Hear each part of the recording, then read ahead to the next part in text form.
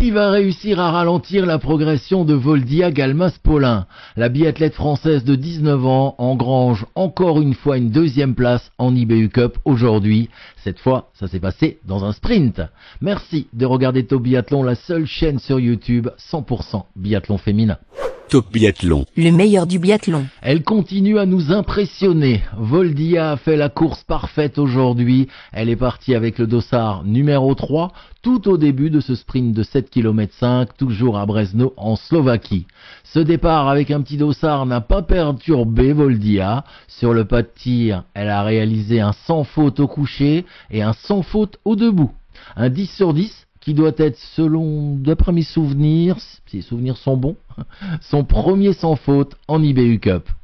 Et sur la piste, elle confirme sa bonne forme avec un deuxième temps de ski. Au final, elle termine donc deuxième de ce sprint. Et si on fait un petit point après les 4 dernières courses individuelles, on prend les 4 dernières courses, sur les 2 dernières étapes, enfin sur l'étape de jeu en ce moment et c'est l'étape précédente de l'IBU Cup, Voldia a fait 2 fois 3e et 2 fois 2e. Alors à quand une première victoire en IBU Cup?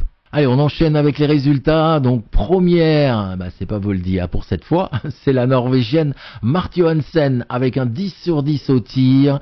Deuxième, c'est donc Voldia Galmas-Paulin. Et troisième, une deuxième Norvégienne, Caroline Herdal, qui a gagné l'individuel il y a 2 jours. Du côté des Françaises, il y en avait 3 autres alignées. Sophie Chauveau termine à la 8e place avec un 8 sur 10 au tir, un 4e temps de ski, des stats au tir cette saison qui sont pas trop mauvais, ils sont moyens on va dire pour Sophie, 80% de stats au tir, 91% au coucher, par contre 69% au debout, et vous voyez c'est encore au debout que ça a pêché aujourd'hui. 12e, Léonie Janier qui fait bien mieux que lors de l'individuel avec un 8 sur 10, 8e temps au ski. Au niveau de ses stats de tir pour le moment, Léonie, on n'en a pas parce qu'elle vient d'arriver, donc l'IBU ne donne pas encore ses stats. 13e, Amandine Mangin, 8 sur 10, 9e temps de ski. Les stats au tir sont assez fabuleux pour Amandine puisqu'elle en est à 95%, 97% au coucher, 93% debout, même si elle fait un peu plus de fautes depuis cette étape en Slovaquie. Gilone Guigona, Camille Benet, je vous rappelle, elles sont malades, elles sont rentrées en France et elles n'ont donc pas participé à cet individuel, elles ne partiront pas à la fin de cette étape de l'IBU Cup. Un regard sur le classement général de l'IBU Cup après cette 12e épreuve individuelle.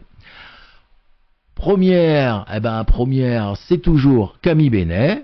Deuxième, juste derrière Camille, et maintenant elle arrive à 31 points de Camille, c'est Voldia qui a donc gagné une place. Amandine Mangin, elle est 11e, elle gagne elle aussi une place. Sophie Chauveau, 16e, elle était 21e, donc elle grignote 5 places. Et Léonie Janier, elle gagne 20 places, mais bon elle est partie de loin, elle était 81e et là elle est maintenant 61e.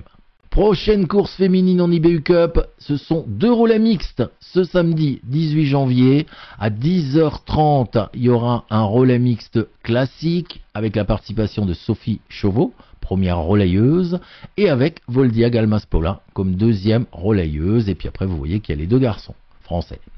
Et à 13h45, un relais mixte simple avec la sélection d'Amandine Mangin qui sera associée, elle, au français Rémi Broutier. Vous connaissez la formule, relais mixte simple, le couple français fait 2 fois le parcours. 2 épreuves que vous pourrez bien entendu suivre en direct sur la chaîne Top Biathlon. Top Biathlon, le meilleur du biathlon.